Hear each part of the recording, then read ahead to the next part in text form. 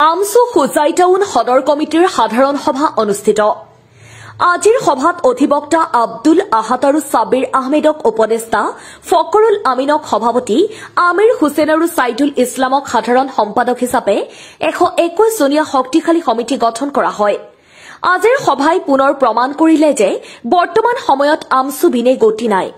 আমছু বিনে ৰক্ষা নাই। আজিৰ সাধাৰণ সভাত উপস্থিত থাকে মুখ্য উপদেষ্টা মানৱাৰ হুছেইন, জিলা সভাপতি কবিৰ আহমেদ লস্কৰ, উপ সভাপতিক্ৰমে নজমুল ইছলাম, আল হাছিব, সহ সাধাৰণ সম্পাদক মুজিবুৰ ৰহমান, প্ৰাক্তন উপসভাপতি ফয়জুৰ ৰহমান, আব্দুল সামাদ। সভাৰ অন্তত আমছুৰ সকলো সদস্যই সংখ্যালঘু জনগোষ্ঠীৰ প্ৰাপ্য অধিকাৰ সুনিশ্চিত কৰাৰ স্বাৰ্থত সকলো সম্ভৱ কৰি তোলাৰ উপৰিও লগতে ঘৰে ঘৰে শিক্ষা তেতিয়াহে ৰক্ষা আঁচনি ৰূপায়ণ আৰু ড্ৰাগছ মুক্ত সমাজ গঢ়াৰ প্ৰতিজ্ঞাবদ্ধ হয়। যে হোজাইস্থিত আব্দুল হাছিব উচ্চতৰ মাধ্যমিক বিদ্যালয়ত হোজাই টাউন সদৰ আঞ্চলিক সমিতিৰ এখন সাধাৰণ সভা অনুষ্ঠিত হয় আৰু এই সাধাৰণ সভাত বিভিন্ন ধৰণৰ আলোচনাৰ অন্তত 121 জনীয়া এখন শক্তিশালী আঞ্চলিক সমিতি গঠন কৰি দিয়া হয়। ফকৰুল আমিনক সভাপতি,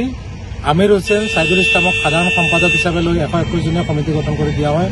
আৰু বৃহত্তৰ হোজাই এলেকাত যিবোৰ সমাজ বিৰোধী কাৰ্যকলাপ চলি আছে, এই কাৰ্যকলাপৰ বিৰুদ্ধে এই নৱগঠিত কমিটিখনে মাৰ বান্ধি থিয় হৈ এখন নিকা সমাজ গঢ়াৰ স্বাৰ্থত এই বৃহত্তৰ অঞ্চলৰ পৰা সামাজিক ব্যাধিবোৰ দূৰ কৰাৰ ক্ষেত্ৰত তেওঁলোক সকলোৱে শপত লয় আৰু সমাজত প্ৰচলিত হৈ থকা এইবোৰ সামাজিক ব্যাধিবোৰ কমাই এখন নিকা সমাজ গঢ়াৰ স্বাৰ্থত তেওঁলোকে কাম কৰাৰ সমান্তৰালভাৱে সংগঠনটোক শক্তিশালী ৰূপত আগুৱাই লৈ যোৱাৰ ক্ষেত্ৰত হোজাই সদৰৰ পৰা এক শক্তিশালী ভূমিকা পালন কৰিব বুলি আশা কৰিছো আৰু হোজাই জিলা কমিটিৰ ফালৰ পৰা আপোনালোকৰ জৰিয়তে নৱগঠিত কমিটিখনৰ সভাপতি, সাধাৰণ সম্পাদক সহ সমূহ বিষয়ববীয়াক আন্তৰিক অভিনন্দন আৰু শুভেচ্ছা জ্ঞাপন কৰিছো। Bureau report, Times দবকা।